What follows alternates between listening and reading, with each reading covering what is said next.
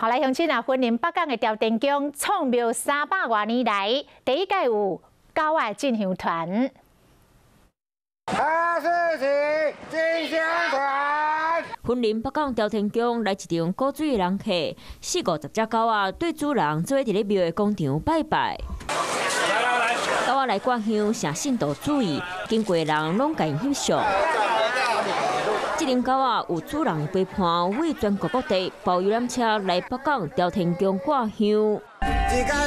狗仔坐游览车看起来足够水的。1年都是领养的。你有没有祈求它什么平安？就健康就好了。保庇看狗仔的较听话的，莫挑食。狗仔团员来到婚临北港朝天宫拜拜，庙会讲创庙300多年，头一摆有这么特别的挂香团。现在这个进香都是在礼拜6、礼拜天的特别多，这个哈士奇的团队人也很多，宠物也很多。那我们当然也是建议他在外面比较符合当天的这个状况。狗仔唔管行到大，拢常人注意。到太阳站休困的时阵，游客慢慢围过来看。狗仔的主人讲，这种狗仔真侪人拢是本来饲的，互相交流照顾的心情，培养出好感情。